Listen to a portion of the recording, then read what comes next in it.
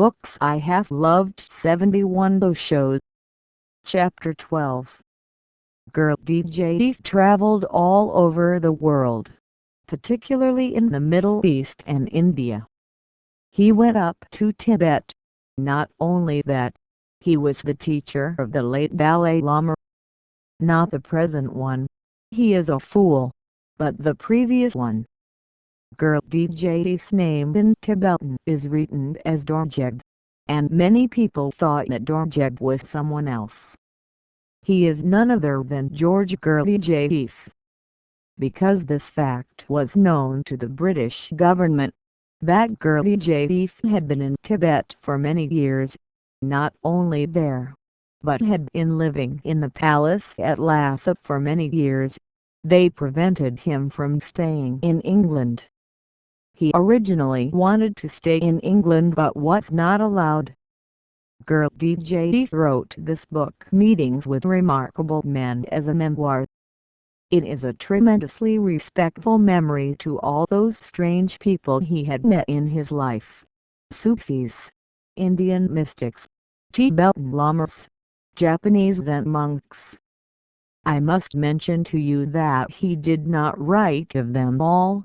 He left many out of the account for the simple reason that the book was going to be in the marketplace and it had to fulfill the demands of the market. I don't have to fulfill anybody's demands. I am not a man who worries at all about the market. Hence I can say that he left out the really most remarkably significant people from his account. But whatsoever he wrote is still beautiful.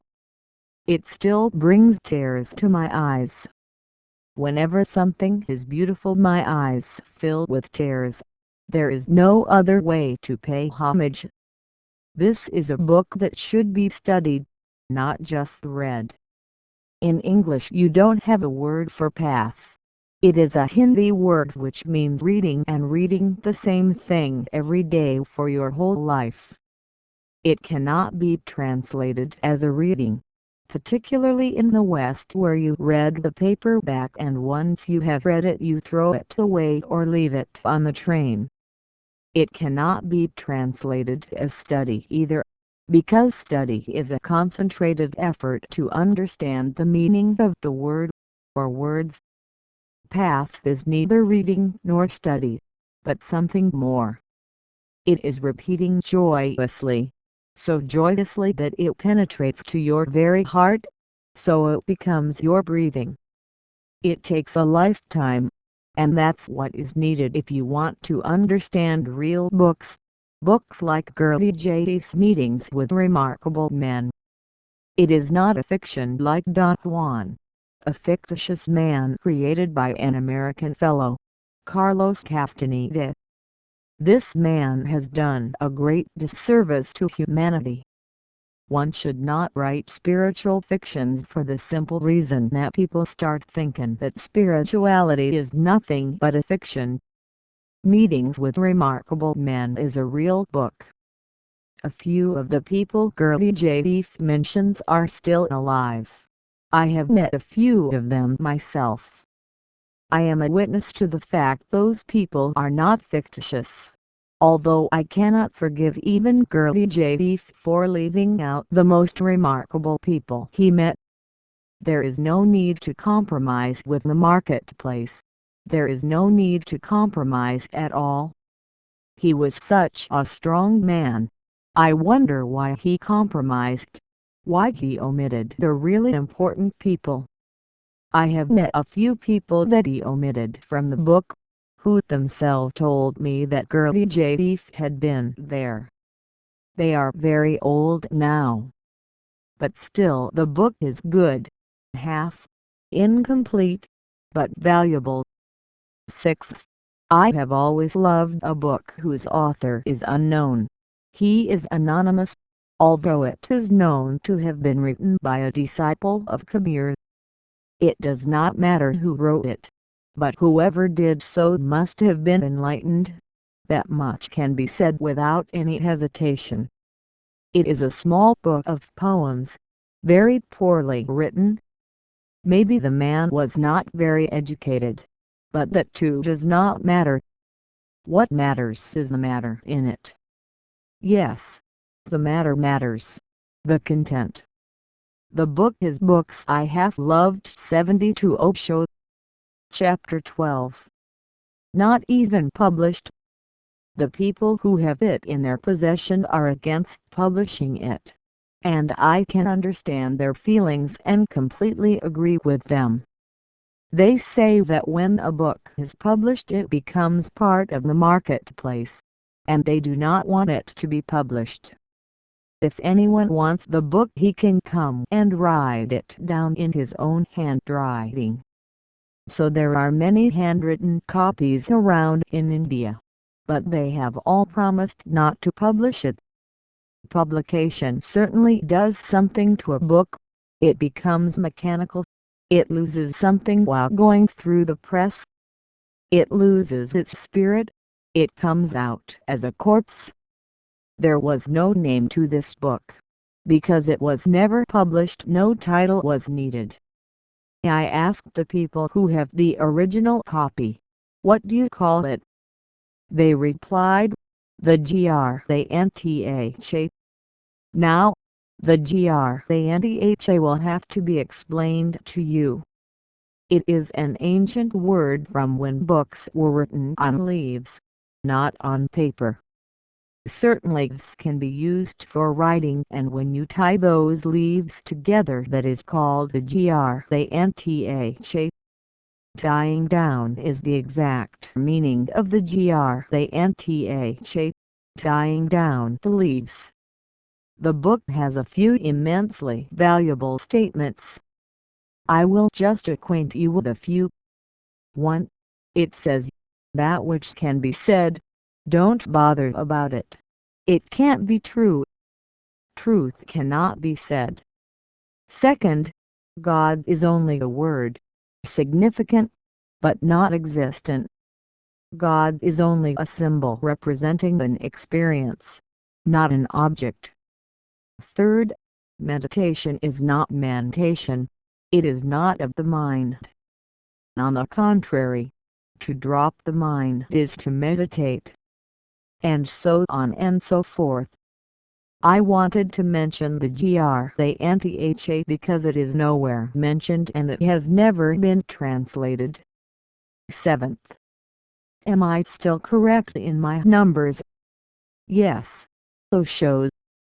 I am against Karl Marx and Friedrich Engels, but I must appreciate the book by these two men, the Communist Manifesto, and remember, I am not a communist. You cannot find a more anti-communist man than me, but still I love this small book, the Communist Manifesto.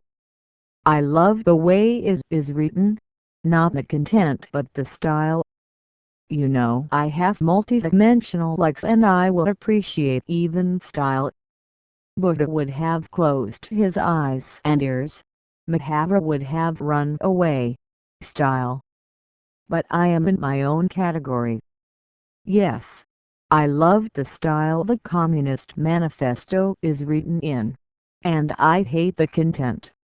Do you understand me? One can love the dress and yet hate the person. That's actually the case with me. The last sentence in the Communist Manifesto is, "Proletariat of the world unite. You have nothing to lose but your chains, and you have the world to win." Do you see the style? The strength of saying the thing, unite. You have nothing to lose but your chains, and the world to win. That's what I say to my sannyasins, though I do not say unite. I say, just be, and you have nothing to lose but your chains. Books I Have Loved. 73. Osho. Chapter 12. And I don't say that you have to win the world. Who cares? Who bothers? Can you persuade me to become Alexander the Great or Napoleon Bonaparte or Adolf Hitler or Joseph Stalin or Mao Zedong? There is a long line of all these idiots, and I don't want to have anything to do with them. I don't say to my son nuisance, win. There is nothing to win. Just be. That is my manifesto. Be. Because in being you have already achieved all. 8. Am I still right? Yes. So shows. Good. Are you still managing? Have you pre-planned? Because I don't hear you whispering today. Whisper a little. It feels good. 8. The book by Marcel. The Myth of Sisyphus. I am not a religious man in the ordinary sense. I am religious in my own way. So people will wonder why I am including books which are not religious. They are, but you have to dig deep, and then you will find their religiosity. The myth of Sisyphus is an ancient myth, and Marcel used it for his book. Let me relate it to you. Sisyphus, a god, was thrown out of heaven because he disobeyed the supreme god and was punished. The punishment was that he had to carry a big rock from the valley to the top of a mountain which was so small at the summit that each time he reached it with the huge rock and tried to put it down, the rock started rolling down to the valley again. Sisyphus has to go down to the valley again to carry the rock, huffing and puffing, perspiring. The meaningless job. Knowing perfectly well it will slip again. But what to do? This is the whole story of man. That's why I say if you dig you will find pure religion in it.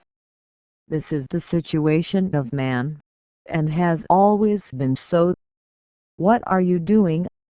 What is everybody else doing? Carrying a rock to a point where it always and always slips back to the same valley, perhaps even a little deeper every time. And next morning, after breakfast of course, you carry it again. And you know while carrying it what is going to happen. It slips again. The myth is beautiful. Marcel has introduced it again. He was a very religious person.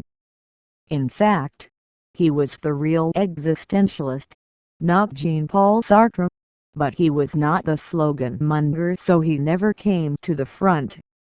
He remained silent, wrote silently, died silently. Many people in the world do not know that he is no more. He was such a silent man, but what he has written, The Myth of Sisyphus, is very eloquent. The Myth of Sisyphus is one of the greatest works of art ever produced. 9th, I am reminded again and again, I don't know why, that I have to include Bertrand Russell. I have loved him always, also knowing perfectly well that we are poles apart, in fact diametrically opposite to each other. Perhaps that's the reason. Opposite poles attract each other.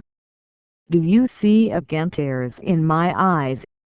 They are for Bertrand Russell, Bertie as he was known to his friends. His is the 9th book, The History of Western Philosophy.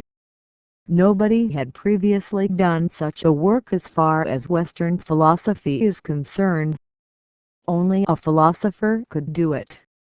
Historians have tried, and there are many histories of philosophy, but none of the historians was a philosopher. This is the first time a philosopher of the category of Bertrand Russell has also written a history, the history of Western philosophy.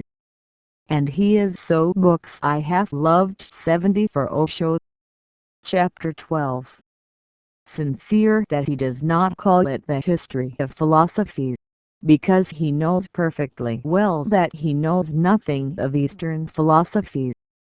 He simply, humbly states what he knows, also stating that it is not the whole history of philosophy but only the Western part, from Aristotle to Bertrand Russell.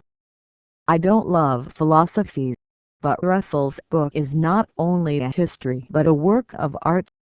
It is so systematic, so aesthetic, such a beautiful creation, perhaps because basically Russell was a mathematician.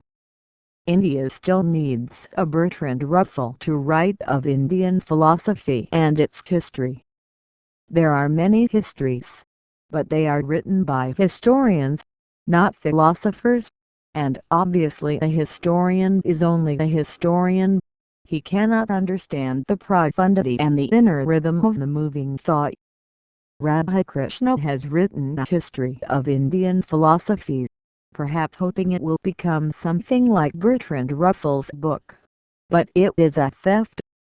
The book was not written by Radhakrishna. It was the thesis of a poor student of whom he, Radhakrishna, was the examiner, and he stole the whole thesis.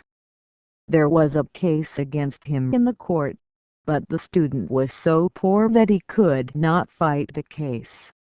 He was given enough money by Radhakrishna to be hushed up. Now, such people cannot do justice to Indian philosophy.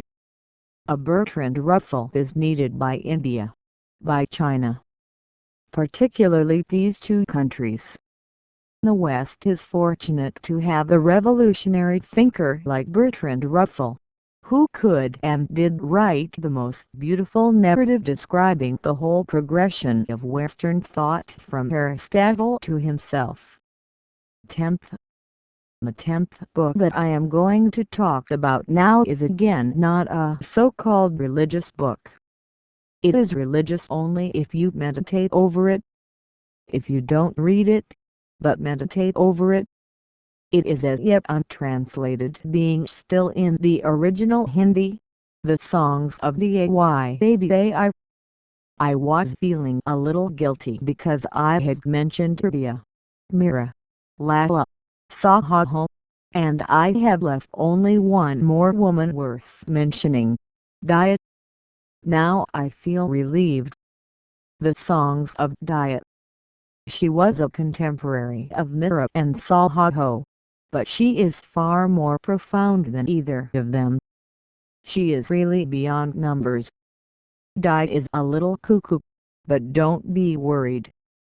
In fact, in India the cuckoo is called coiled, and it does not have the meaning of being nuts.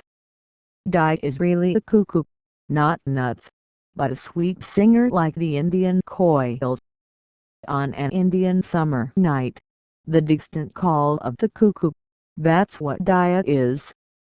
A distant call in the hot summer of this world. I have spoken on her. Perhaps someday it will be possible to translate it. But I am afraid it may not be possible, because how can one translate these poets and singers? The East is pure poetry, and the West and all its languages are all prose, pure prose. I have never come across real poetry in English. Sometimes I listen to the great classical Western musicians. The other day I was listening to Beethoven, but I had to stop in the middle. Once you have known Eastern music, then there is nothing comparable to it. Once you have heard the Indian bamboo flute, then everything else is just ordinary.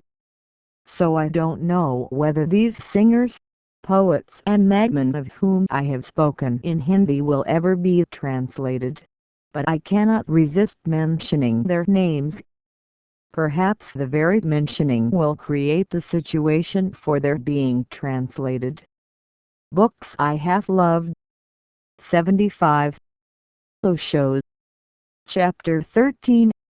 1984 in Loudza House, Rajneeshpuram, Oregon, USA.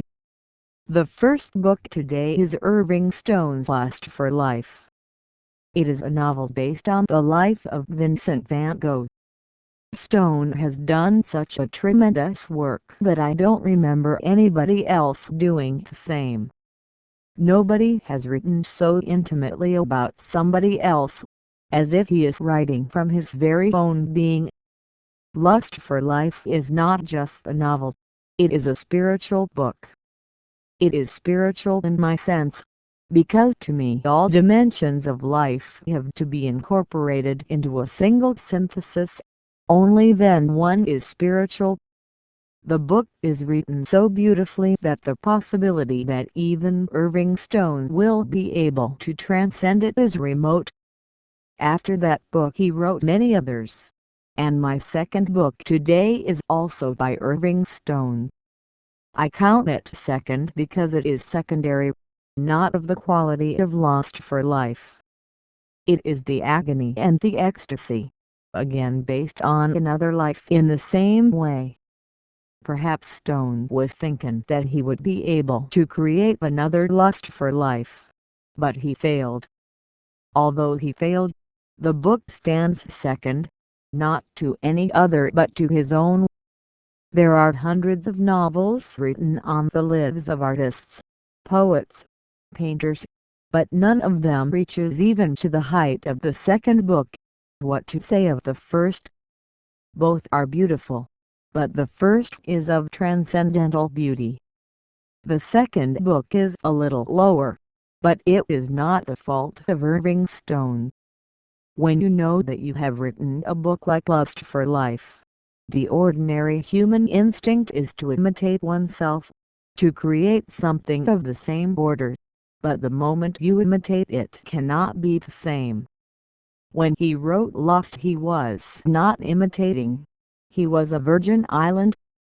When he wrote the agony and the ecstasy he was imitating himself, and that is the worst imitation. Everybody does it in their own bathroom, looking in the mirror. That's what one feels about his second book. But I say even though it is only a reflection in the mirror, it reflects something of the real, hence I count it. 76. Chapter 13. I was just asking Julia whose life Irving Stone had written about in The Agony and the Ecstasy, because as far as I am concerned I have completely forgotten. That too is very rare. I don't forget easily. I forgive easily but I don't forget easily. Whose life did he write about? Do you know? Deborah, was it Gauguin? It was Michelangelo. So shows. Michelangelo. A great life. Then Stone has missed much. If it had been Gauguin then it would have been okay. But if it is Michelangelo then I am sorry. Even I cannot forgive him. But he writes beautifully. His prose is like poetry, although the second book is not of the same quality as Lust for Life. It cannot be for the simple reason that there has never been a man like Vincent van Gogh. That Dutch fellow was just inimitable. He stands alone. In the whole sky full of stars he shines alone, separately, uniquely in his own way. To write a great book on him is easy, and it would have been so on Michelangelo, but Stone was trying to imitate himself, hence he missed. Never be an imitator. Do not follow. Not even yourself. Just be moment to moment not knowing who you are and where you are. That's what it means to be my people. Poor Chitana. I have told her that my clothes have to be snow white. She is my washerwoman. She does whatsoever she can, whatsoever is possible. Today I am immeasurably happy finding myself again in the Himalayas. I wanted to die in the Himalayas just as Lao Tzu did. It is wonderful to be alive in the Himalayas. It is even more wonderful to die in the Himalayas. The snow, wherever it is, represents the purity of the Himalayas, the virginity. Tomorrow never comes, so there is no need to worry. With me it is always today, and this very moment we are in that world of the Himalayas. Michelangelo must have liked white marble. He has carved the statue of Jesus out of it. No other man has carved such beautiful images, so it should not have been difficult for stone to write the beautiful story about Michelangelo. But he missed the point only because he was imitating himself. Alas, if he could have forgotten his first book, he would have produced another lust for life. Third, Leo Tolstoy's resurrection. For his whole life, Leo Tolstoy was concerned, immensely concerned with Jesus, hence the title, Resurrection. And Leo Tolstoy has really created a tremendous work of art. It has been a Bible to me. I can't still see myself when I was young. Books I have loved 77 Osho. Chapter 13. Continuously carrying Tolstoy's resurrection with me. Even my father became worried. "It is okay to read a book," he said to me one day. "But why do you go on carrying this book the whole day? You have read it?" I said, "Yes, I have read it, not only once but many times. But I am going to carry it with me." My whole village knew about it, that I was continuously carrying a certain book called Resurrection. They all thought I was mad, and a madman can't do anything. But why was I carrying Resurrection the whole day? And not only during the day, but during the night too. The book was with me by my bed. I loved it. The way Leo Tolstoy reflects the whole message of Jesus. He succeeds far more than any of the apostles except Thomas, and about that I am going to talk just after resurrection. The four Gospels particularly included in the Bible miss the whole spirit of Jesus. Resurrection is far better. Tolstoy really loved Jesus, and love is magic, particularly because when you love someone time disappears. Tolstoy loved Jesus so much that they become contemporaries. The gap is big, 2,000 years, but it disappears between Tolstoy and Jesus. It rarely happens, very rarely. That's why I used to carry that book in my hand. I no longer carry that book in my hand, but in my heart it is still there. Fourth, the fifth Gospel. It is not recorded in the Bible. It has just been found in Egypt. Notes on Jesus, by Thomas. I have spoken about it because I immediately fell in love with it. Thomas, in his notes on Jesus, is so simple that he cannot be inaccurate. He is so direct, immediate, that he is not, only Jesus is. Do you know that Thomas was the first disciple to reach India? Indian Christianity is the oldest in the world, older than the Vatican. And the body of Thomas is still preserved in Goa, a strange place, but beautiful, very beautiful. That's why all the outsiders called hippies have become attracted towards Goa. There is no other place, no other beaches so pure and beautiful as in Goa. The body of Thomas is still preserved, and it is a miracle how it is preserved. Now we know how to preserve the body, to freeze it, but Thomas' body is not frozen. Some ancient method that was used in Egypt, in Tibet, has been used in this case too. Scientists have not yet been able to discover such chemicals have been used, or even whether any chemicals were used or not. Scientists are great. They can reach to the moon, but they cannot make a fountain pen which does not leak. About small things they are failures. I am not a scientist. Yesterday, even when I said okay, it was not okay. I simply said it because I love you and I did not want to cause any trouble. I don't know anything about machinery or chemistry. I only know myself. When everything around me is going perfectly, there is a transcendence. I know through that transcendence that everything is going perfectly. If something is wrong, I have to come down again. Let me explain to you the whole Eastern concept of coming down. A man is born only if something is wrong. If something is wrong with him. If nothing is wrong, he is not born. He moves to the source, disappears in the cosmos. Books I have loved. 78. Osho. Chapter 13. The day before yesterday everything functioned perfectly. It did not happen yesterday.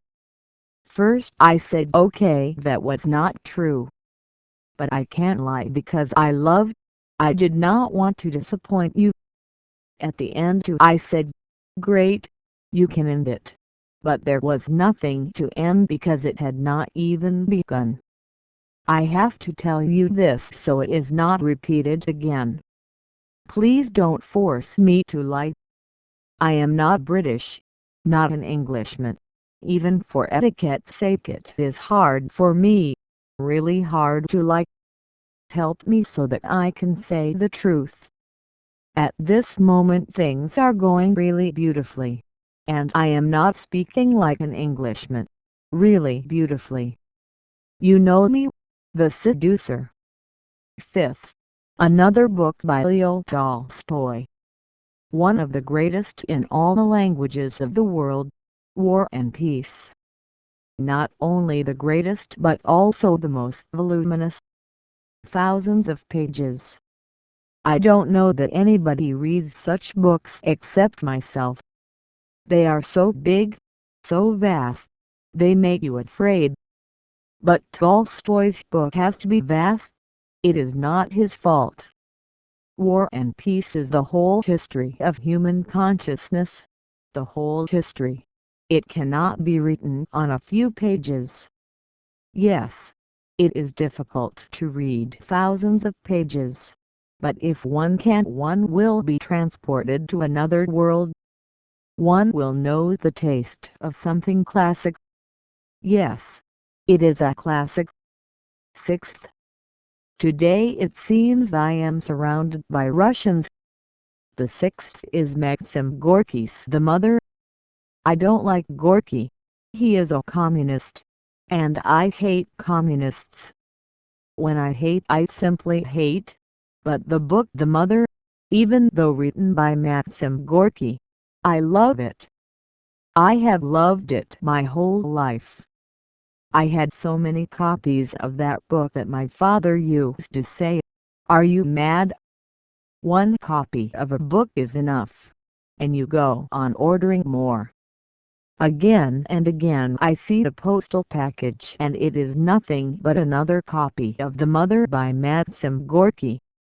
Are you mad or something? I said to him, yes. As far as Gorky's The Mother is concerned, I am mad, utterly mad. When I see my own mother I remember Gorky. Gorky must be counted as the supreme-most artist of the whole world. Particularly in The Mother he reaches to the highest peak of the art of writing. Nobody before and nobody after. He is just like a Himalayan peak. The Mother is to be studied, and studied again and again. Only then slowly it seeps through you. Then slowly you start feeling it. Yes, that's the word, feeling it. Not thinking, not reading, but feeling. You start touching it. It starts touching you. It becomes alive. Then it is no longer a book, but a person. The person. The 7th is another Russian, Turgenev, and his book Fathers and Sons. This has been one of my love affairs. I have loved many books, thousands of books, but none like Turgenev's Fathers and Sons. I used to force my poor father to read it. He is dead. Otherwise I would have asked him to forgive me. Why did I force him to read the book? That was the only way for him to understand the gap between himself and me. But he was really a wonderful man. He used to read the book again and again just because I said. It wasn't once he read it, but many times. And not only did he read the book, but at least between him and me the gap was bridged. We were no longer father and son. That ugly relationship of father and son, mother and daughter, and so on.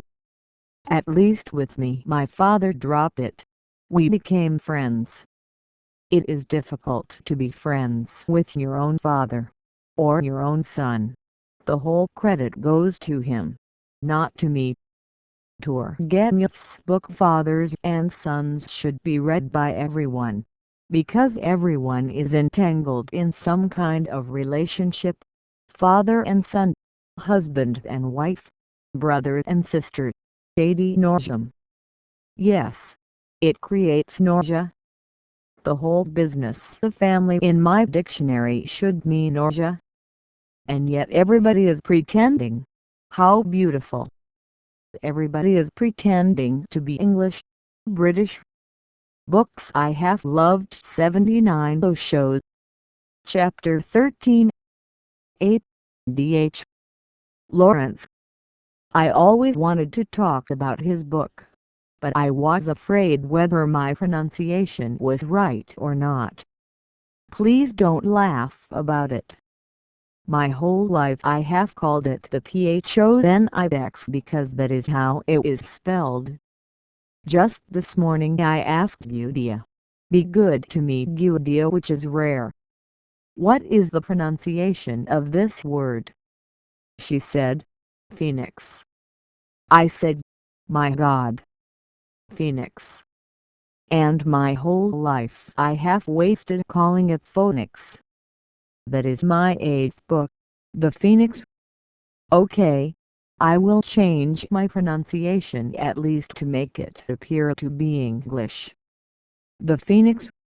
This is a wonderful book, one which is written only once in a while. Only once after decades, or even centuries. 9th, another book by D.H. Lawrence. The Phoenix was great, beautiful, but not my ultimate choice. My ultimate choice is his book Psychoanalysis and the Unconscious, which is rarely read. Now, who is going to read this book? The people who read novels are not going to read it, and the people who read psychoanalysis will not read it because they don't consider Lawrence to be a psychoanalyst. But I read it. I am neither a fan of novelists, nor mad about psychoanalysts. I am free from both. I am absolutely free. I love this book. My eyes are beginning to collect dewdrops. Please don't interrupt. Psychoanalysis and the Unconscious has been and will be one of my most beloved and cherished books. Although I don't read anymore. If I were to read again, that would be the first book that I would read. Not the Vedas, not the Bible, but Psychoanalysis and the Unconscious. And do you know, the book is against psychoanalysis. D.H. Lawrence was really a revolutionary, a rebel. He was far more revolutionary than Sigmund Freud. Sigmund Freud is middle class. I will not say more than that, so don't wait. In saying middle class I have said everything mediocre. That is the meaning of middle class, just in the middle. Sigmund Freud is not a rebel in the real sense. Lawrence is. Good. Don't be worried about me and my tears. It is good to have tears once in a while, and I have not wept for so long. 10th. Arnold's Light of Asia. I have to talk about 2 more books, and even if I die I will complete my discourse. 11th. My 11th choice is Bijak. Bijak is Kabir's selection of songs. Bijak means the seed, and of course the seed is subtle, very subtle, invisible. You cannot see it unless it sprouts and becomes a tree. Don't interrupt. Do you want to continue? That's the question. Never ask me, ask yourself. If you don't want to continue, simply inform me. That's enough. It is really so difficult to ride onto horses, and that is what I am doing.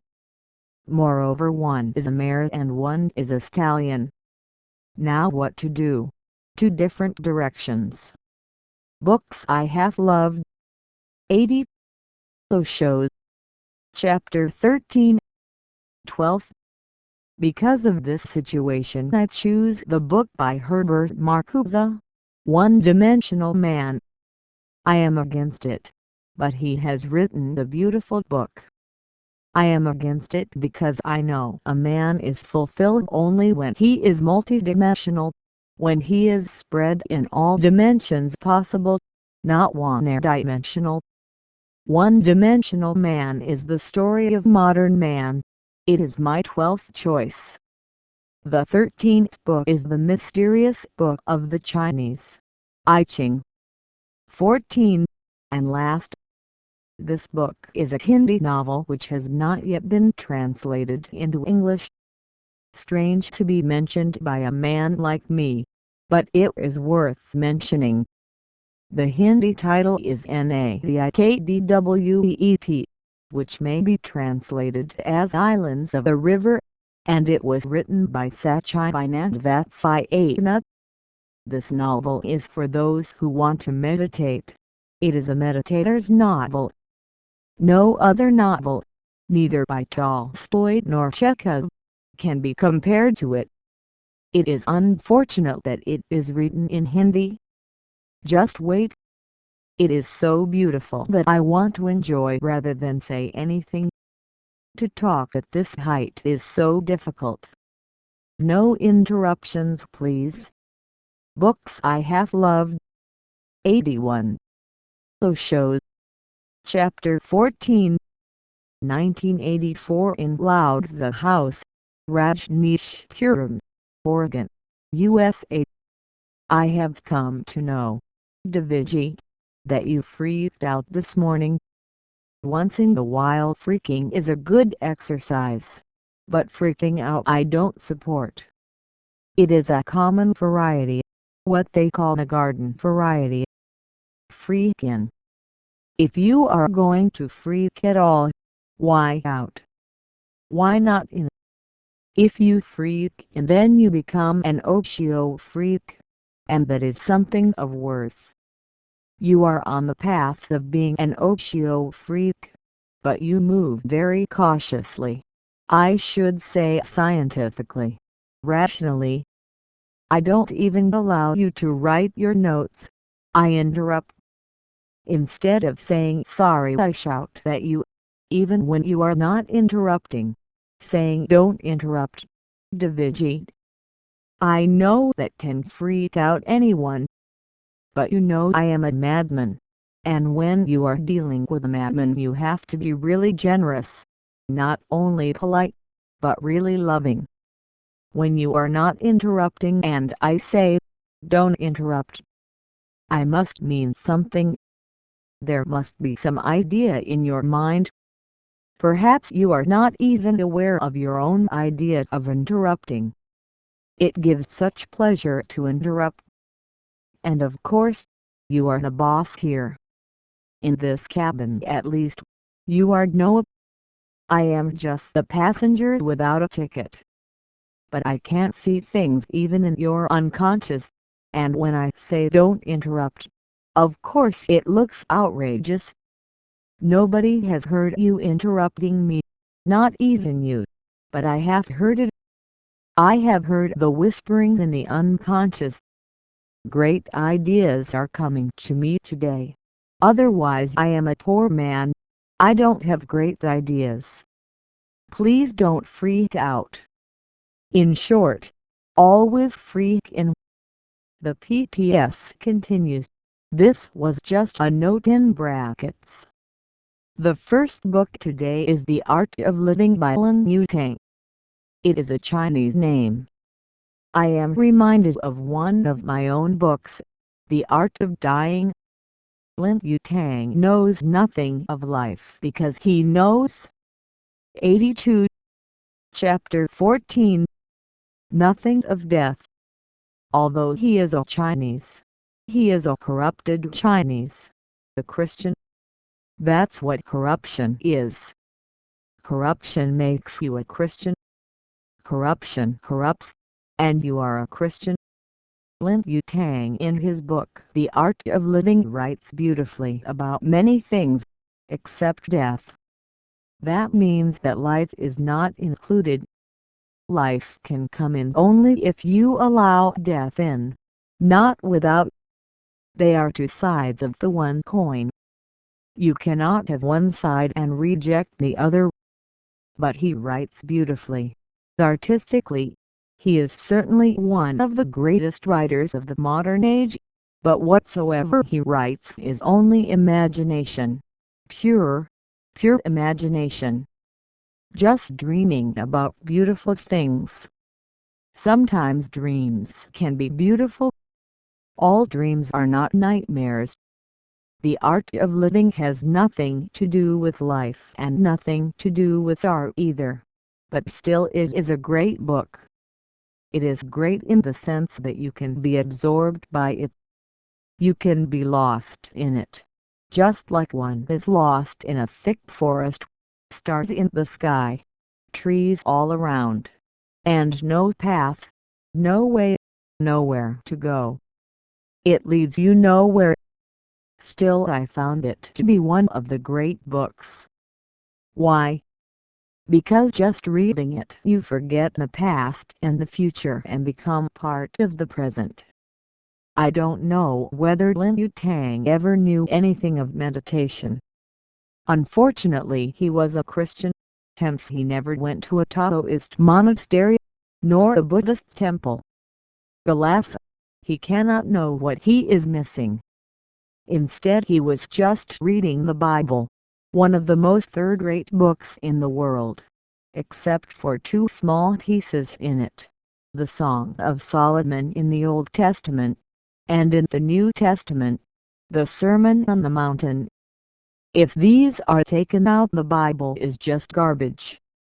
Alas, could he not have known something of Buddha, Chuang-Tzu, something of Nagarjuna, Kabir, Al-Ilamansur, something of these madmen? Only then would his book have been authentic. It is artistic, but not authentic. It is not sincere. Second, another book by Lin Yutang, The Wisdom of China. He has the art of writing so he can write anything, even the wisdom of China, although he knows nothing of Lao Tzu, who contains the whole wisdom not only of China but of the whole world. Of course Lin Yutang includes a few sentences of Lao Tzu, but those sentences are those which coincide with his Christian upbringing. In other words, they are not Lao Tzuan at all. He quotes Chuang-Tzu, but naturally his selections are very rational. And Chuang-Tzu is not a rational man. He is the most absurd man who has ever lived. Chuang-Tzu is one of my love affairs. And when you talk about someone you love you are bound to use extremes, exaggerations, but to me they don't sound like that. I could give the whole kingdom of the world to Chuang-Tzu for any single parable that he wrote, and he wrote hundreds. Each is a sermon on the mountain, or a song of Solomon. the Bhagavad-Gita. Each parable represents so much, and so richly, that it is immeasurable. Lin Yutang quotes Chuang Tzu but quotes him like the Christian, not like a man who understands. But he is certainly a good writer, and the wisdom of China should be put alongside those very few books that represent the whole country, like Bertrand Russell's History of Western Philosophy, or Moorhead and Radhakrishnan's Mind of India.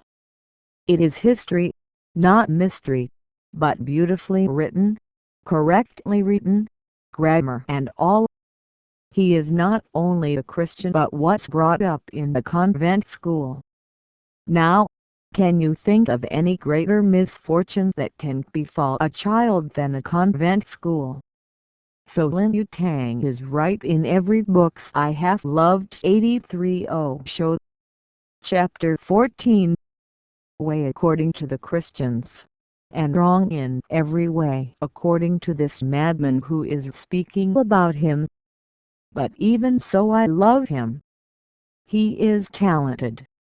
I cannot say he is a genius, forgive me, but he is talented, immensely talented.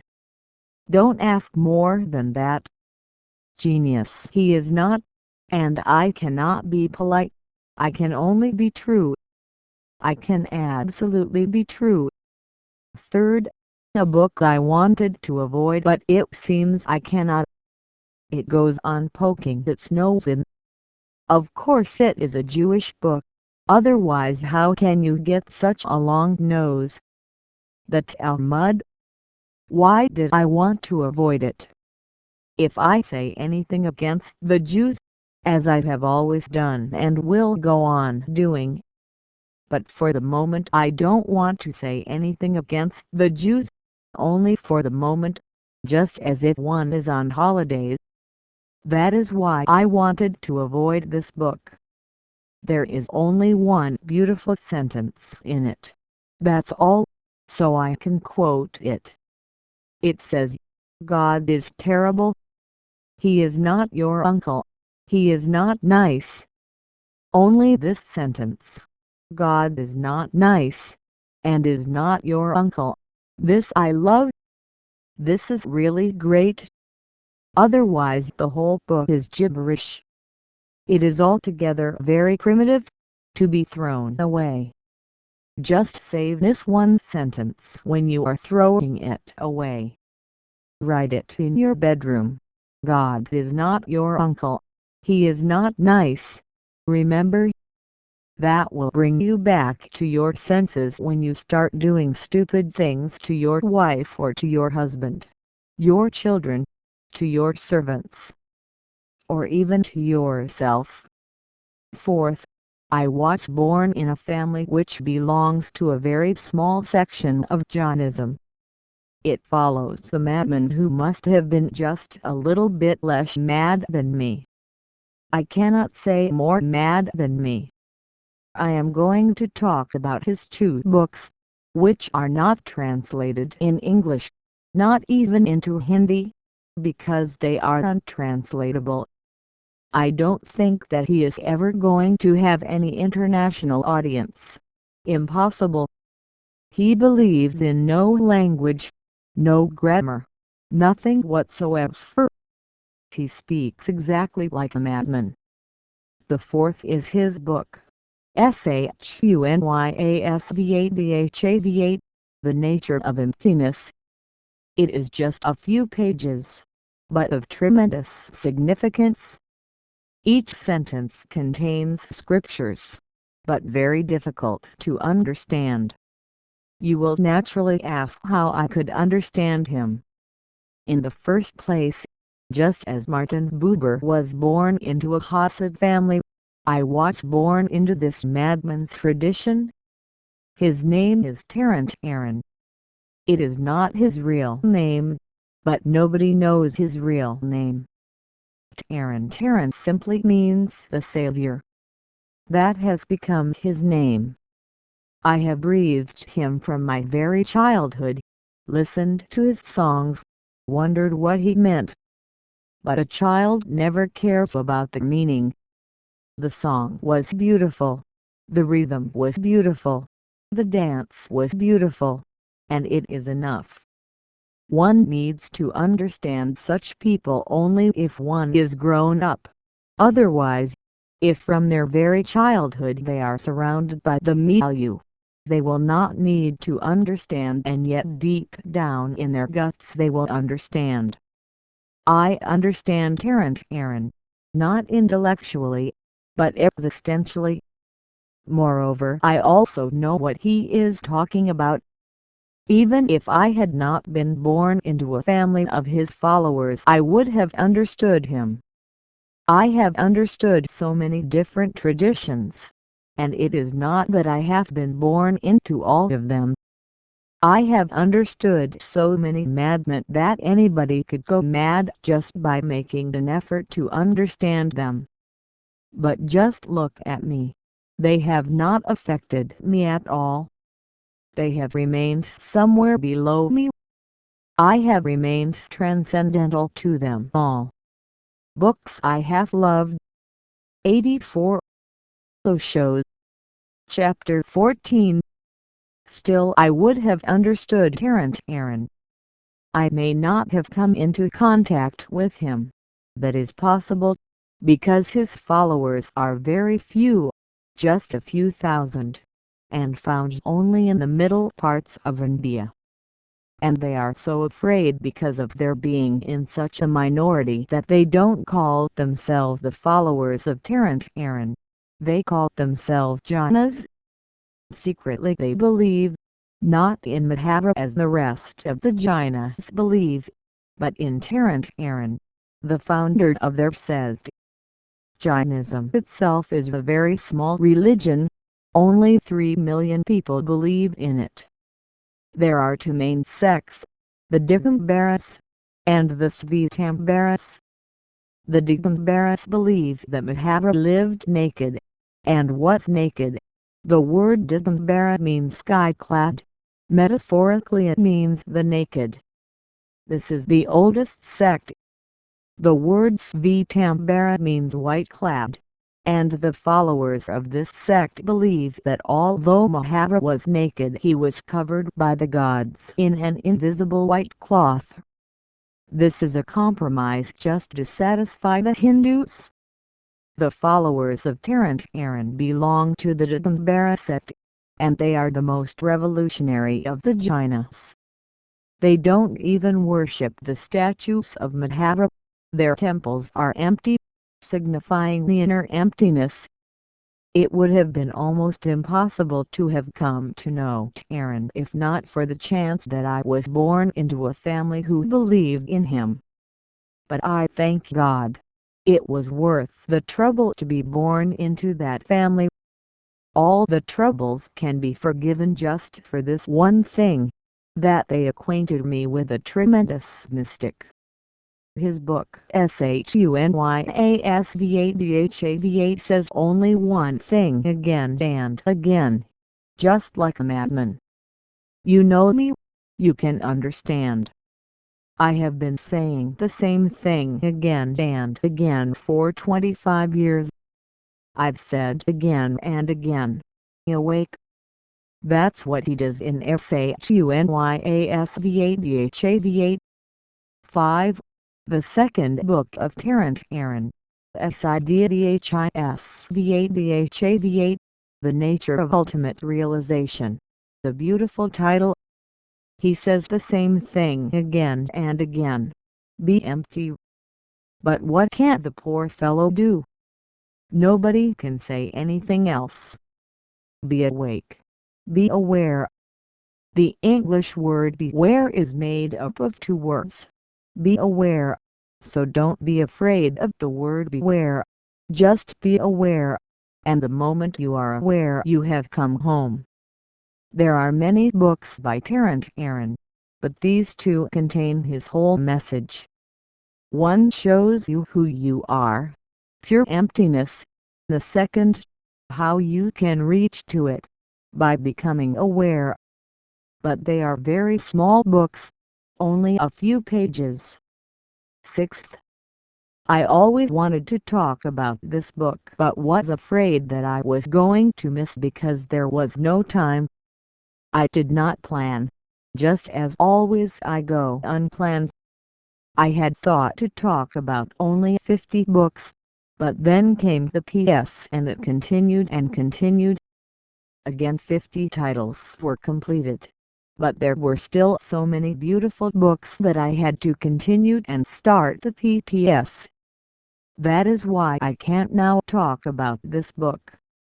It is Dostoevsky's Notes from the Underground. It is a very strange book, as strange as the man was. Just notes, like Davidji's notes, fragmentary, on the surface unrelated to each other, but really related with an undercurrent of aliveness. It has to be meditated upon. I cannot say anything more than this. It is one of the most ignored great works of art.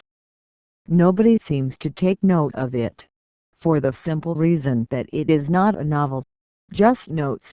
Banned books I have loved 850 show. Chapter 14. They too seem to the unmeditative to be unrelated, but to my disciples it can be of great significance. They can find treasures hidden in it. Go on whispering. I'm not saying anything. Really, I should not even have said that. That too is a kind of interruption. I should be more alert. But it is very difficult to be more alert than I am. More alertness does not exist at all. So what can I do? At the most I can ignore it. I have heard even your giggle. But please don't freak out. Freak in. 7th. One book that comes to me out of nowhere. I was not going to talk about it at all, but it is there. Don't be afraid, and don't freak out later on. This is a book written by Ludwig Wittgenstein, not really written as a book, but again as notes. It was posthumously published as Philosophical Investigations. It is really a penetrating study of all the profound problems of man. Of course, the woman is included, otherwise from where will the man find his profound problems? His real problem is the woman. Socrates is reported to have said, if you get married to a beautiful and good woman, which is rare, you will be fortunate. This book, Philosophical Investigations by Ludwig Wittgenstein, I have loved it. Its clarity, transparency, its impeccable rationality. I loved it all, and I would like everyone on the path to go through it. Not in the way people in the therapy groups grow and go through it. Not in pain. That is what many sannyasins think. That going through suffering is necessary. It is not. That is your choice. You can go through blessings, blissfulness. It's up to you. So I don't mean go through it in the same sense as the so-called humanist therapists mean. When I say go through it, I mean dance through it, love through it. I may be right literally, but grammatically I may be wrong. And of course I am wrong, because I can hear your giggle. Sorry, Davidji, because I can still hear. But this is an interruption on my part, and I don't want anybody to freak out, particularly people who are so close to me, and people who don't know that today I am here, tomorrow I may not be. Davidji, one day this chair will be empty and you will be crying and weeping that you freaked out. And I can stop at any moment, then you will regret it. You know it already, but you have forgotten. For 7 years I have been speaking continuously, but one day, you are a witness to it. I can't suddenly stop. I can't stop at any moment, perhaps tomorrow or the day after tomorrow. So don't be disturbed at all. And whatsoever I do, even if I irritate you and annoy you, it is for your sake, because I have nothing to gain out of it. I have nothing to gain in the whole world. I already have that which man longs for and lives thousands of lives for. 8. The 8 is the book. I can't hear you crying to Vijit, and it is good once in a while. And crying with your master. My eyes are full of tears, and you are crying. There is some kind of communion happening. Hence for the 8th book I have chosen Psychoses Psychosy and THESIs. Sigmund Freud has done great work in creating psychoanalysis, but it is only half. The other half is PSYCHOSY and THESIs done by Psychoses, but it too is only half. The other half, my work, is the whole. Psychoanalysis, psychoanalysis and psychosynthesis, both of these sciences are worth studying. PSYCHOSY and THESIs is very rarely read because Psychoses is not books I have loved. 86 Osho. Chapter 14. A towering figure like Freud, he has not been able to reach the same heights. But he should be read by all Sannyasins. It is not that he is right and Freud is wrong. Both are wrong taken separately. They are right only when they are put together. And that's my whole work, to put all the pieces together like a jigsaw. 9th. I have always appreciated Khalil Gibran. I would like to appreciate him once more before I condemn him. Don't worry, I am not just saying the word condemn lightly, I am really saying it. 9th is Khalil Gibran's book Prose Poems. Beautiful.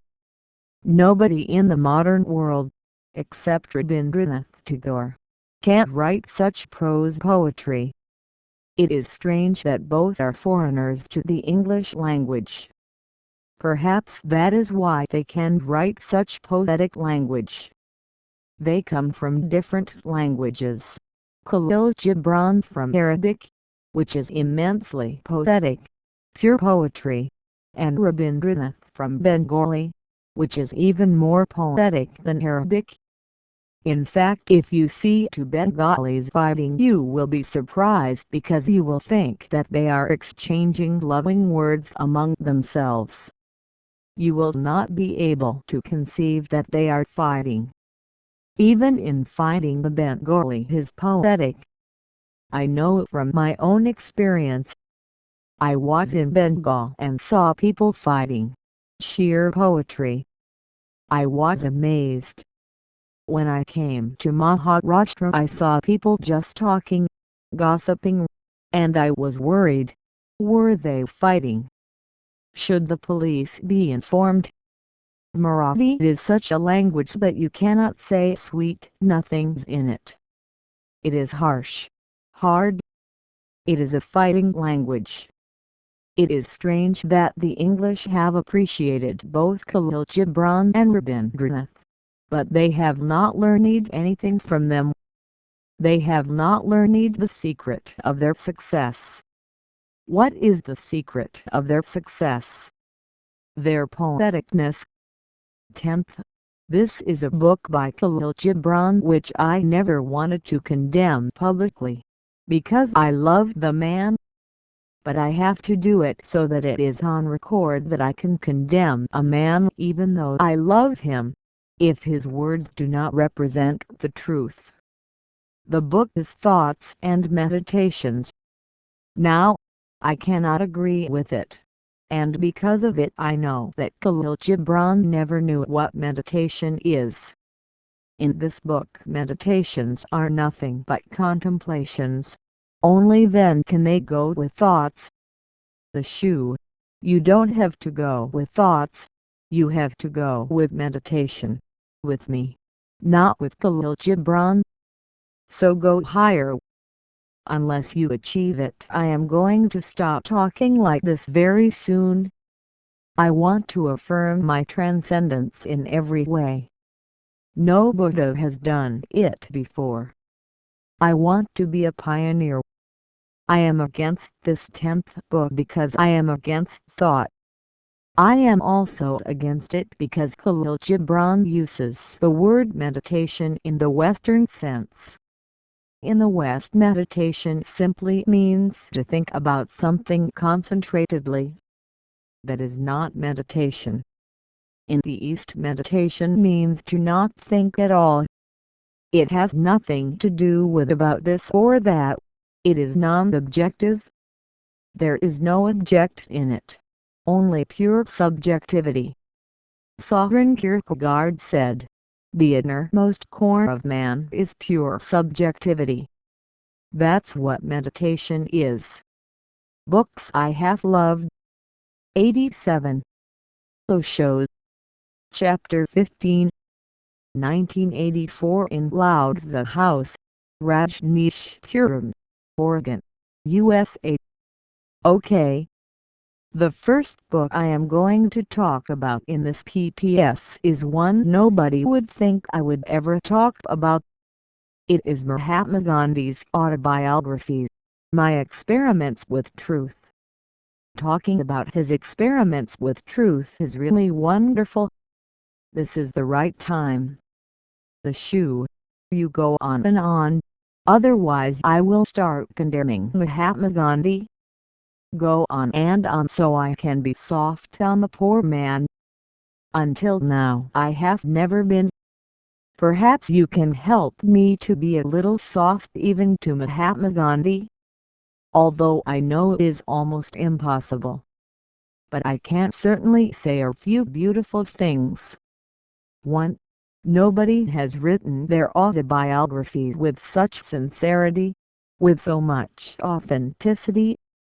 It is one of the most authentic autobiographies ever written. Autobiography is a very strange thing. You are writing about yourself. Either you start bragging or you start being too humble. Just another way of bragging. I will talk about that in my second book. But Mahatma Gandhi is neither of these two things.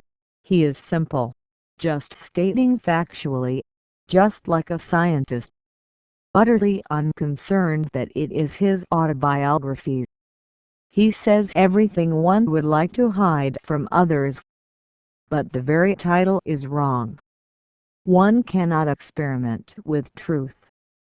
One can know it or one cannot know it, but one cannot experiment with it. The very word experiment belongs to the world of objective science. One cannot experiment with subjectivity, and that's the truth. Note that subjectivity is irreducible to any objective experimentation, observation.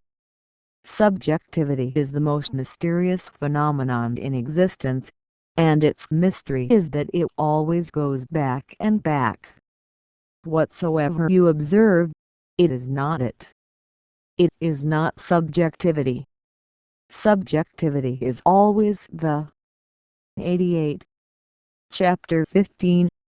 Observer and never the observed.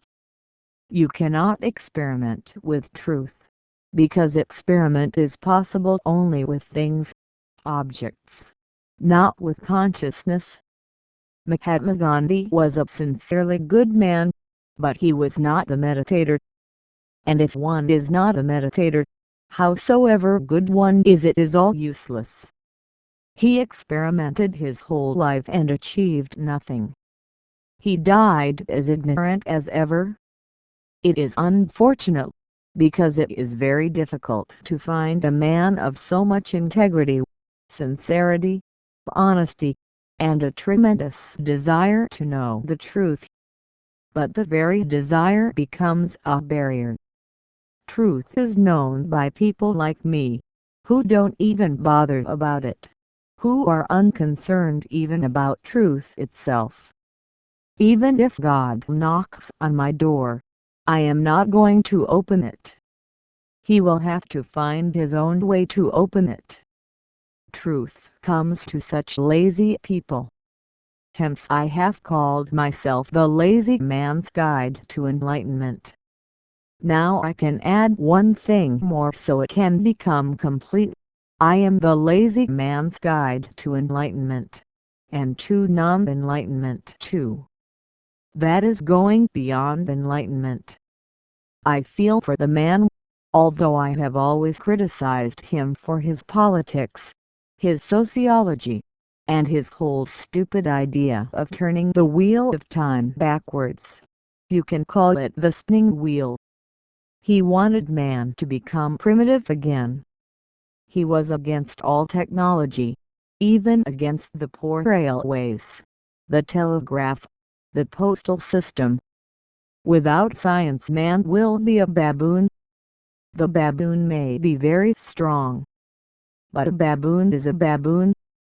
Man has to go ahead. I object even to the title of the book because it is not only a title, it summarizes his whole life. He thought because he had been educated in England, he was a perfect Indian Englishman, utterly Victorian. These are the people who go to hell, the Victorians. He was full of etiquette, full of manners, full of all kinds of English stupidities. Now Chitna must be hurting. Chitna, forgive me. It is just by chance that you are here, and you know me. I always find something to hit people with. But Chitna is fortunate. She is not an English lady. She is an Osho freak. And she comes from a poor English family. That's very good. Her father was a fisherman. Simple. She is not snobbish. Otherwise English ladies, more than gentlemen, always keep their noses up, as if they are always watching the stars. They really stink of snobbishness. Mahatma Gandhi was educated in England. Perhaps that messed him up. Perhaps he would have been better if he had remained uneducated, and then he would not have experimented with truth. He would have experienced truth. Experimenting with truth. Absurd. Ridiculous. If one wants to know the truth, one has to experience it. Second, St. Augustine's Confessions. Augustine was the first person to have written his autobiography without fear, but he went to the other extreme. That's why I appreciated Gandhi. In his Confessions, Augustine confesses too much, even the sins he had never committed, just for the sheer joy of confessing. What a joy!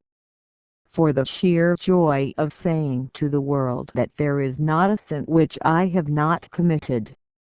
I have committed every sin man is capable of. That is not true. No man can commit all the sins. No man is capable of that, not even God himself.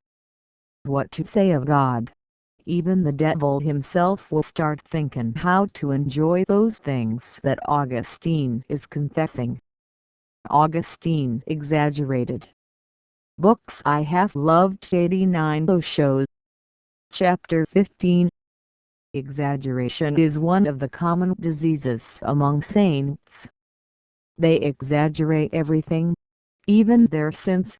Then, naturally, they become capable of exaggerating their virtues. That is the second part of the story. When you exaggerate your sins, certainly against that background even your small virtues look very big, very bright, lightning in the dark clouds. Those dark clouds help immensely to show the lightning. Without sins you cannot become a saint. The greater the sins, the greater the saint.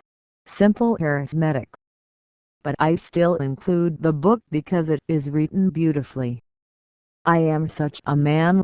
Please note, Let it be on record that even if you like beautifully, I will appreciate it for its beauty, not for its being a lie. Who cares whether it is a lie or not?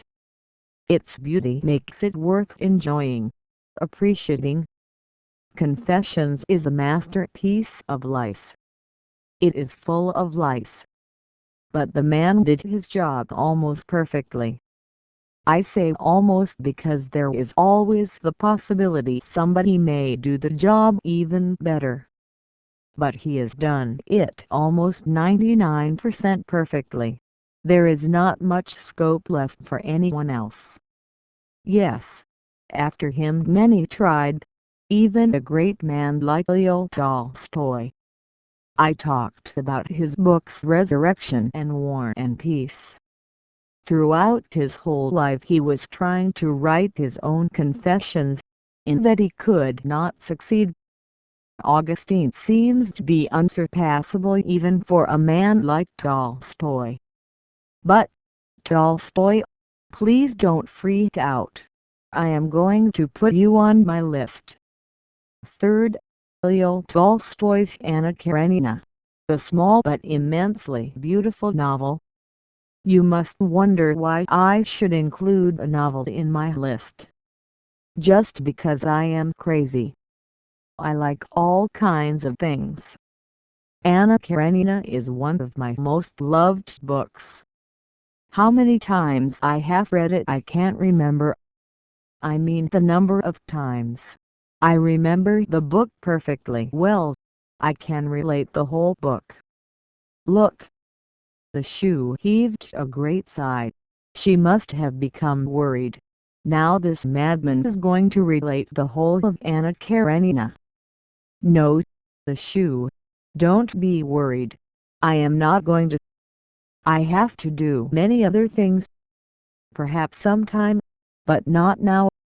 If I was drowning in the ocean and had to choose just one novel out of all the millions of novels in the world, I would choose Anna Karenina.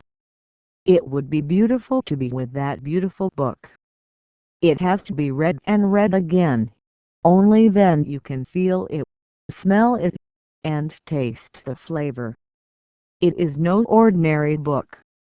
Leo Tolstoy failed as a saint, just as Mahatma Gandhi failed as a saint. But Leo Tolstoy was a great novelist. Mahatma Gandhi succeeded as, and will remain forever, a pinnacle of sincerity. I don't know of any other man in this century who was so sincere. When he wrote to people sincerely yours, he was really sincere. When you write sincerely yours, you know, and everybody else knows, and the person to whom you are writing also knows, that it is all bullshit. It is very difficult, almost impossible, to really be sincerely yours. That's what makes the person religious, sincerity. Leo Tolstoy wanted to be religious but could not be. He tried hard. I feel great sympathy with his effort, but he was not a religious person. He has to wait at least a few more lives. In a way it is good that he was not a religious man like Mukhinanda. Otherwise we would have missed Resurrection, War and Peace, Anna Karenina, and dozens more beautiful, immensely beautiful books. Then he would have been another Swami Yogananda, and nothing else. Fourth, Abhijit Sarasov. Abhijit Mukherjee. He has done a great service for Tantra. I am going to include his two books. Books I have loved 90 Osho. Chapter 15. Fourth, Abhijit Mukherjee's The Art of Tantra. And fifth, his other book The Paintings of Tantra, or perhaps The Tantra Paintings. The man is still alive, and I have always loved him for these two books, because they are masterpieces. The paintings, the art, and the commentaries he has made on the paintings. His introductions are immeasurably valuable. but the man himself seems to be just a poor Bengali. Just a few days ago he met Lakshmi in Delhi. He came to see her and confessed that he wanted to give his whole Tantra collection to me. He must have had one of the most valuable and richest collections of Tantra paintings and Tantra art. He said to Lakshmi, "I wanted to give it to him because he is the only man who will be able to understand it and know the meaning of it. But I was too afraid." He said, "Just to be associated with him in any way may create trouble for me. So I finally donated my whole collection of a lifetime to the Indian government." I have loved these two books, but what to say about this man, Ajit Mukherjee or Ajit Mouse? Such fear. And with such fear is it possible to understand Tantra? Impossible. What he has written is only intellectual. It is not, and cannot be, of the heart. He has no heart. I know even the mouse has a heart as far as physiology is concerned, but it is not a heart, it is only lungs. It is only man who has something more than lungs. The heart, and the heart grows only in the climate of courage, in love, in adventure. What a poor man! Still I appreciate his books. The mouse has done a tremendous work. These books will always remain of immense significance to Tantra, and to seekers of truth. But forget and forgive Ajit Mouse. I mean Ajit Mukherjee. Please remember that I am not against you, Ajit Mukherjee, nor anybody else. I am not an enemy to anybody in the world, although there are millions of people who regard me as their enemy. That is their business. I have nothing to do with it. Ajit Mukherjee, I love you because you have served Tantra well. Tantra needs many scholars, philosophers, painters, writers, poets, so that the ancient wisdom can become alive again, and you have helped a little. 6th. This is the book I have always wanted to talk about. It is even scheduled for my morning talks in English. I have already spoken on it in Hindi and it can also be translated. The book is by Shankaracharya, not the present fool, but Adi Shankaracharya, the original one. The book is 1000 years old, and is nothing but a small song, Bhajgovindammoodh mate, poetic. Now, Daviji, listen carefully. I'm not talking to you. That is the title of the book. Bhajgovindam. Sing the song of the Lord, Moodh mate, poetic. Poetic. Sing the song of the Lord. But idiots don't listen. They never listen to anybody. They are deaf. Even if they listen, they don't understand. They are imbeciles. Even if they can understand, they don't follow, and unless you follow, understanding is meaningless. Understanding is understanding only when it is proved by your following. Shankaracharya has written many books, but none of them is so beautiful as this song, Bhajgovindammoodh mate. I have spoken much on these 3 or 4 words, almost 300 pages. But you know how I love to sing songs. If I have the opportunity I will go on endlessly. But here I wanted to at least mention the books I have loved. 91. Osho. Chapter 15. 7th. Another book I love, Wittgenstein. He is also one of my love affairs. The name of the book is Philosophical Papers. It is not a book. but rather a collection of articles which appeared at different times. Each article is beautiful. Wittgenstein could not do otherwise. He had that capacity to produce beauty without being illogical, and also to write poetry in prose.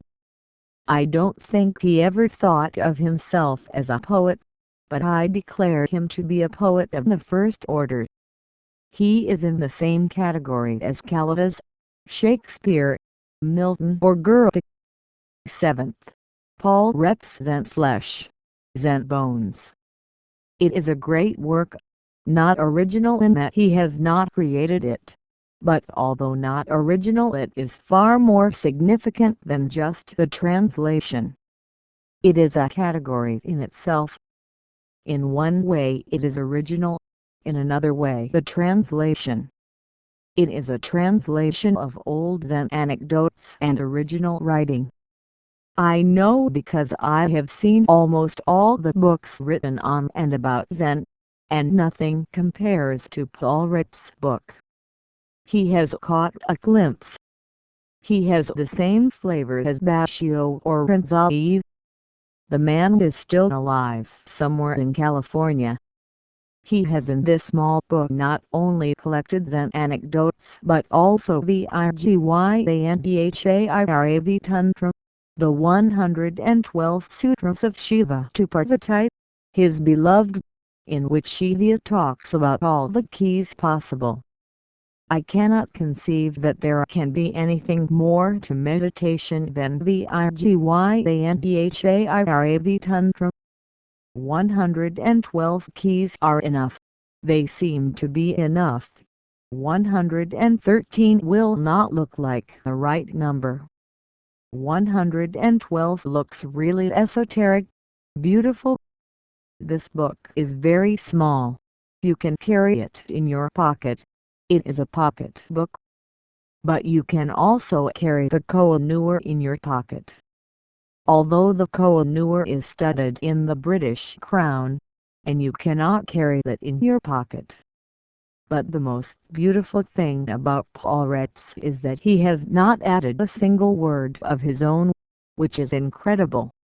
He is simply translated, just translated, and not only translated, but he has brought the flower of Zen to the English language. That flower is not found in any other English writer on Zen. Even Suzuki has not been able to do it, because he was a Japanese. Although enlightened, he could not bring the flavor of his enlightenment to his English books. Suzuki's English is beautiful but very unenlightened, perhaps electrified but absolutely unenlightened. Paul Rep's has done an almost impossible task, being an American, and yet, I repeat, and yet getting the full flavor of Zen. And not only getting it for himself but bringing it in Zen flesh, Zen bones for the whole world too. The world should remain grateful to him forever, although he is not an enlightened person. That is why I say he has done an almost impossible task. 9th. I am waiting for you to rise a little higher, because I am going to talk about something which belongs to the heights, the ultimate heights. Good. But don't stop. Good does not mean stop. It simply means go on. Go on. CHARAIVDTI. CHARAIVDTI. By the way, the book I am going to mention as the 9th is Christmas Humphrey's Zen Buddhism. Originally he wanted to call it Go On, Go On, as a translation of CHARAIVDTI, CHARAIVDTI, for walk on, walk on. But after all, an Englishman is an Englishman. He finally dropped the idea and called the book Zen Buddhism. The book is beautiful, but the title is ugly because Zen has nothing to do with any ism, Buddhism or any other. Zen Buddhism is not right as a title. just Zen would have been enough. Humphrey's books I have loved 92 Osho. Chapter 15 writes in his diary that he had chosen CHARAIVDTI as his first preference for the title, but then he thought it was too long. Walk on, walk on, go on, go on. He changed the title and made it something ugly, Zen Buddhism. But the book is beautiful. It has introduced millions of Westerners to the world of Zen. It has served tremendously. This man Humphreys was a disciple of D.T. Suzuki, and he has served the master as nobody else has, particularly in the West. He remained devoted to Suzuki his whole life. Gyudia was saying to me yesterday that she had told Daviji that if you live with Osho like me even for only 1 month, then you will know what it is. Hard. I know it is certainly hard. To be with an enlightened person is hard, and to be with one who has gone beyond that is even harder. But Humphreys proved to be really a disciple. He remained true and loyal and obedient to Suzuki to the very end of Suzuki's life and his own. He did not waver for a single moment. You can find that unwavering spirit in his book. 10th. The last for this session. It is a very small book, known only to a very few people in the world, but it needs to be declared from the housetops to each and everyone. It is the songs of Chandidas, a Bengali madman. The ball. The word ball means a madman. Chandidas danced and sang from village to village and nobody knows who collected his songs. It must have been someone with a great and generous spirit, so generous that he has not even mentioned his name. The songs of Chandidas. I feel in such awe. Just the name of Chandidas and my heart starts throbbing with a different beat. What a man he was! And what a poet! There have been thousands of poets, but Chandidas is of the same category as Solomon, not less than that. If Solomon can be compared to anybody, then it is to Chandidas. Chandidas' songs sing of strange things, of God who does not exist. Chandidas also knows that God does not exist, but he sings about him because God only represents existence. God does not exist. He is existence. Chandidas also sings of meditation, although nothing can be said about meditation, but still he says something which cannot be ignored. He says, meditation is equivalent to no mind. What a tremendous formula! Albert Einstein would have been jealous of Chandidas. Alas, Einstein knew nothing of Chandidas nor of meditation.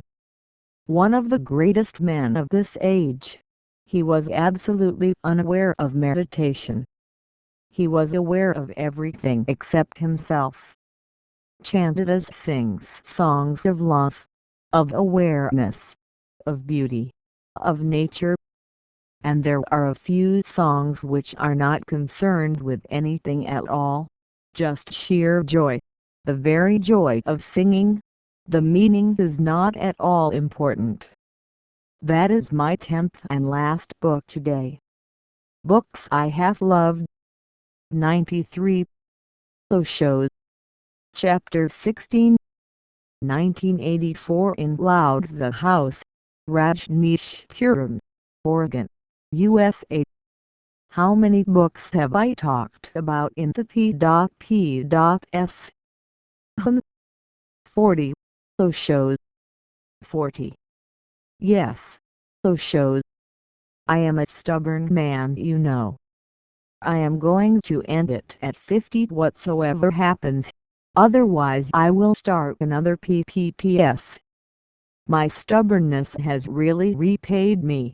It has helped me to fight all kinds of nonsense that the world is full of.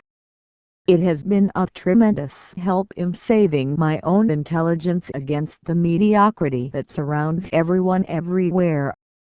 So I don't feel at all sorry that I am stubborn. In fact, I thank God that He has made me this way, utterly stubborn. The first book is by Bennett, an Englishman, a perfect Englishman. The book is about an absolutely unknown Indian mystic, Shivpuri Baba. The world has come to know about him only through Bennett's book. Shivpuri Baba was certainly one of the rarest flowerings, particularly in India where so many idiots are pretending to be Mahatmas. To find a man like Shivpuri Baba in India is really either luck or else a tremendous work of research. There are 500,000 Mahatmas in India. That is the actual number. To find a real man among this crowd is almost impossible. But Bennett was fortunate in many ways. He was also the first man to discover girly Jadif. It was neither Uspensky nor Nicole, nor anyone other than Bennett.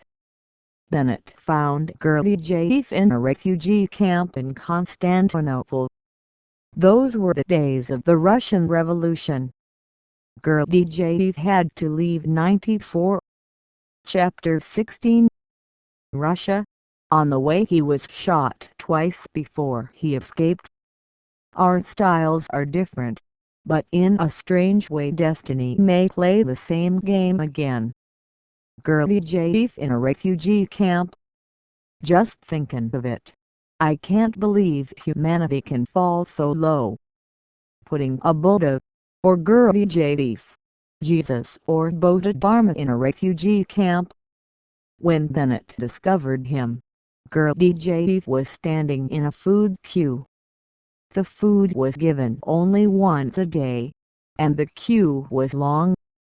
There were thousands of refugees who had left Russia because the communists were murdering people without any consideration who they were murdering, or for what. You will be surprised to know they murdered almost 10 million Russians. How did Bennett discover girly Jadif? Girly Jadif sitting among his disciples would not be difficult to recognize, but Bennett recognized him in dirty rotten clothes, unwashed for many days. How did he recognize him in that queue? Those eyes, you cannot hide them. Those eyes, whether the man is sitting on a golden throne, or standing in a refugee camp, they are the same. Bennett brought girly Jadif to the West. Nobody thanks poor Bennett for it, and there is a reason. It is because he was a wavering kind of person. Bennett never betrayed girly Jadif while he was alive. He did not dare. Those eyes were too much. He had twice seen their tremendous impact. He reports in his book on girly Jadif, which is not a great book. That is why I am not going to count it, but I am just referring to it. Bennett says, I came to girly Jadif tired and exhausted after a long journey. I was sick, very sick, thinking I was going to die. I had come to see him only so that before I die I could see those two eyes again. My last experience. He came to girly Jadif's room. Girly Jadif looked at him, stood up, came close and hugged him. Bennett could not believe it. It was not girly Jadif's way. If he had slapped him that would have been more expected, but he hugged him. But there was more to the hug. The moment girly Jadif touched him, Bennett felt a tremendous upsurge of energy. At the same time he saw girly Jadif turning pale. Girly Jadif sat down. then with great difficulty stood up and went to the bathroom, saying to Bennett, "Don't be worried. Just wait for 10 minutes and I will be back, the same as ever." Bennett says, "I have never felt such a well-being, such health, such power. It seemed I could do anything." It is felt by many people who take drugs, LSD or marijuana and other drugs, that under their impact they feel they can do anything. One woman thought she could fly, so she flew out of a window on the 30th floor of a New York building. You can conclude what happened. Not even pieces of the woman were found. Bennett says, "I felt I could do everything. At that moment I understood the famous statement by Napoleon, 'Nothing is impossible.' I not only understood it but felt I could do anything I wanted. But I knew it was Gurley J.'s compassion. I was dying, and he had saved me." This happened twice. Again a few years later. In the East this is called the transmission. The energy can jump from one flame to another lamp which is dying. Even though such great experiences happened to him, Bennett was a wavering man. He could not waver and betray like Ouspensky, but when Gurley J. died, then he betrayed. He started looking for another master. What a misfortune! Books I have loved 95 show. Chapter 16. Mean misfortune for Bennett. It was good for others, because that was how he came to find Shivpuri Bob. But Shivpuri Bob, howsoever great, is nothing compared to Gurley J. I cannot believe it of Bennett. And he was a scientist, a mathematician. Only that gives me the clue. The scientist has almost always behaved foolishly outside his own specific field. I always define science as knowing more and more about less and less, and religion as knowing less and less about more and more. The culmination of science will be knowing everything about nothing, and the culmination of religion will be knowing all, not knowing about all, simply knowing, not about, just knowing. Science will end in ignorance, religion will end in enlightenment. All the scientists, even the great ones, have proved foolish in many ways outside their specific field. They behave childishly. Bennett was a scientist and mathematician of a certain standing, but he wavered, he missed. He started looking for another master again. And it is not that he remained with Shivpuri either. Shivpuri Bob was a very old man when Bennett met him. He was almost 110 years old. He was really made of steel. He lived for almost 1.5 centuries. He was 7 feet tall and 150 years old, and still there was no sign that he was going to die. He decided to leave the body. It was his decision. Shivpuri was a silent man. He did not teach. Particularly a man who had known Gurley J. and his tremendous teaching would find it very ordinary to be with Shivpuri Bob. Bennett wrote his book and started searching again for a master. Shivpuri Bob was not even dead yet. Then, in Indonesia, Bennett found Muhammad Subodhi, the founder of the movement called Subodhi. Subodhi is a short form of Sushil Buddha Dharma.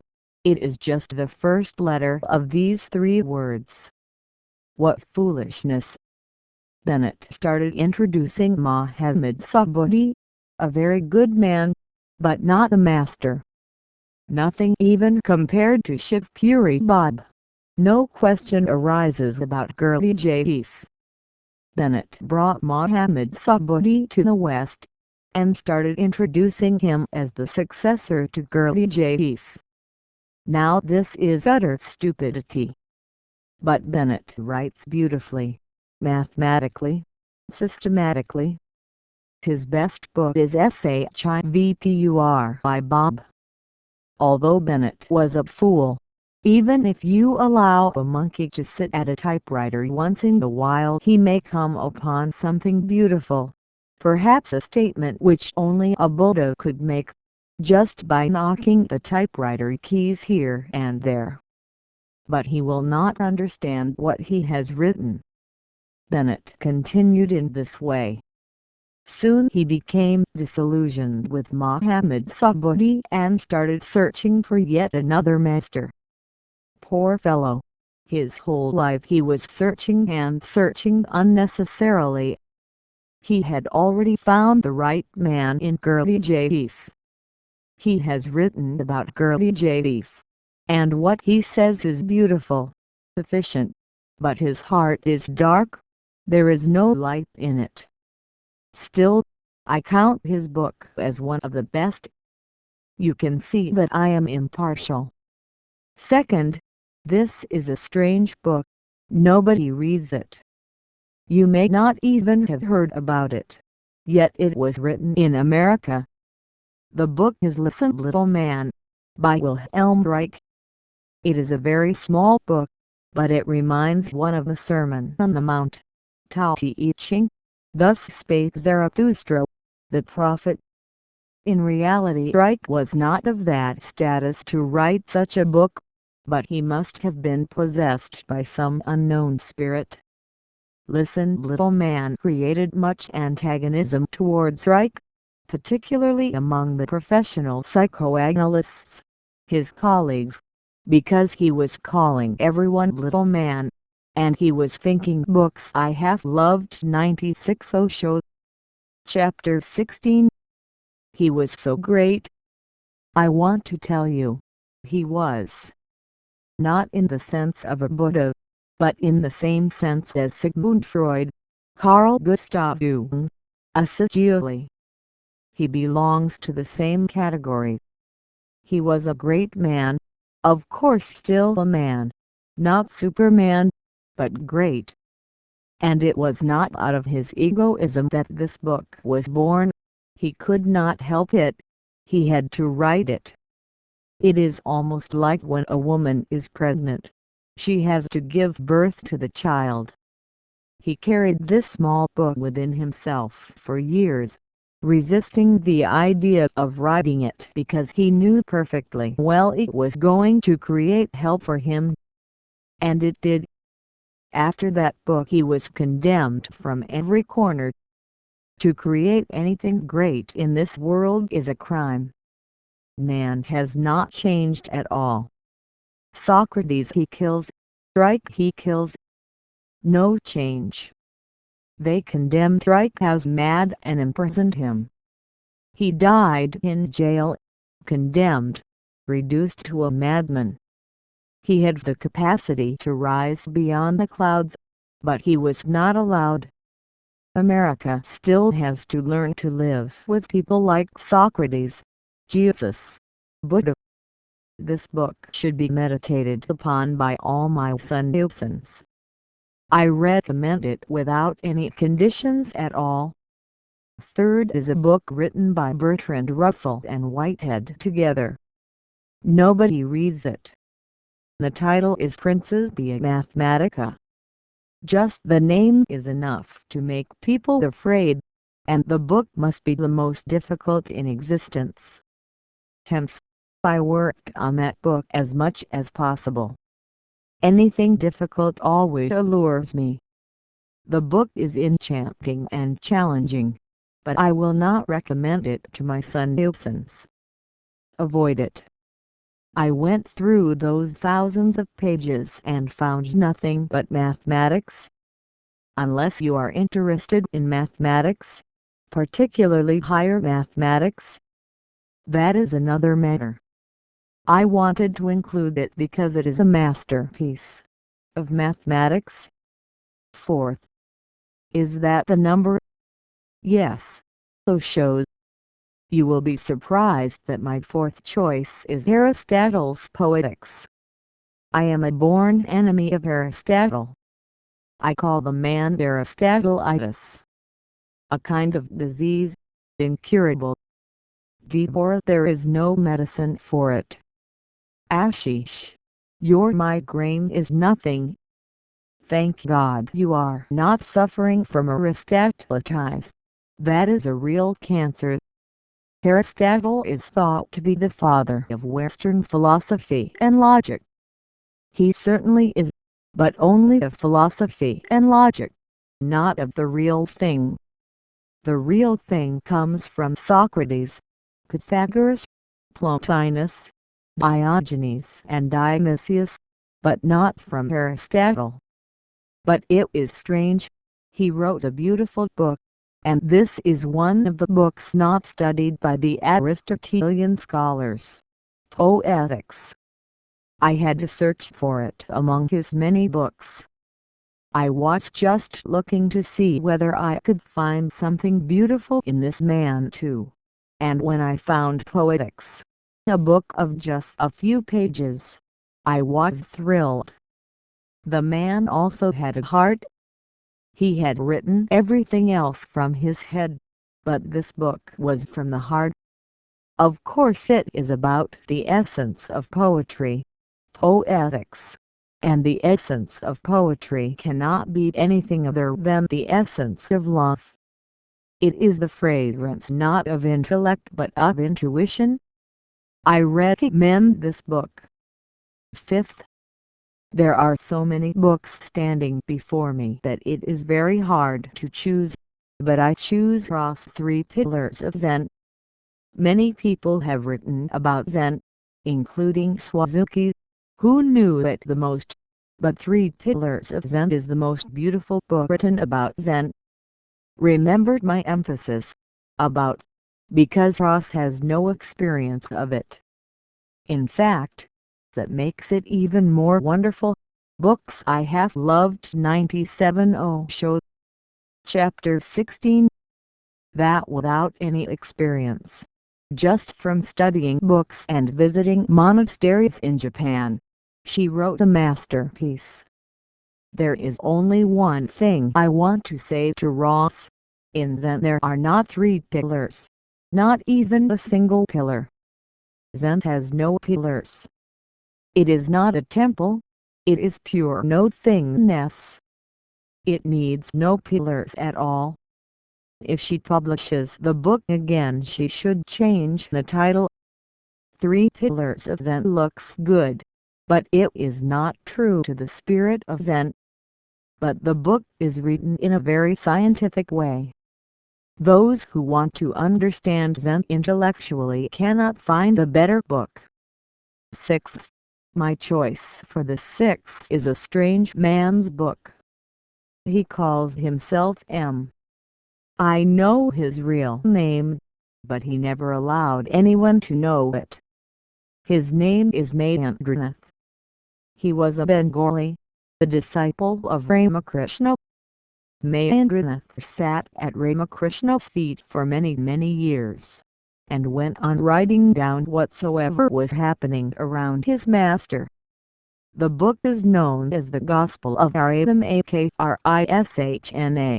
but written by M. He never wanted to disclose his name, he wanted to remain anonymous. That is the way of a true disciple.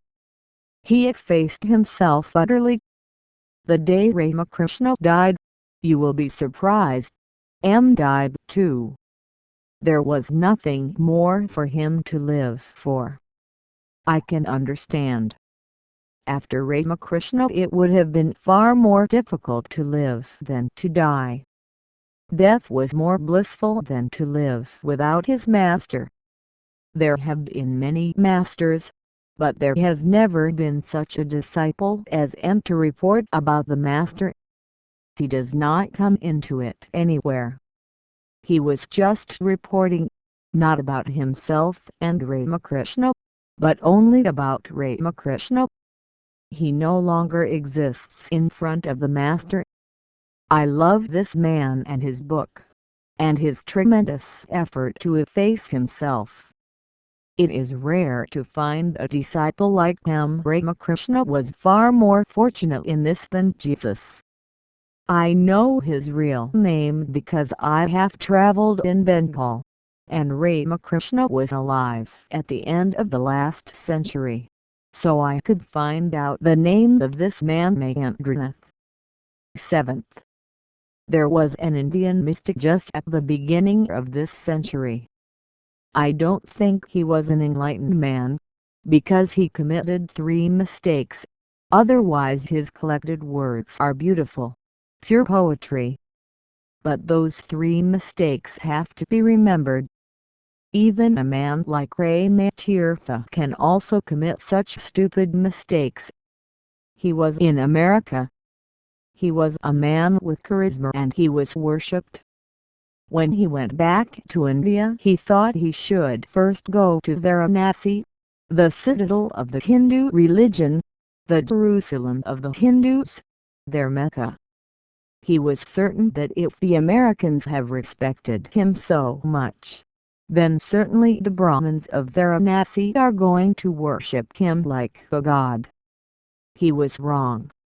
When he spoke in Varanasi, one Brahmin stood up and said, "Before you proceed further, please answer my question. Do you know Sanskrit?" Rajneeshpuram had been talking about the ultimate reality, and this Brahmin had asked him, "Do you know Sanskrit? If you don't, then you have no right to speak about ultimate reality. First go and study Sanskrit." There was nothing wrong with the Brahmin. All over the world Brahmins are like that. What surprises me is that Rajneeshpuram started to study Sanskrit. That shocks me. He should have told the Brahmin, "Books I have loved." 98 Osho.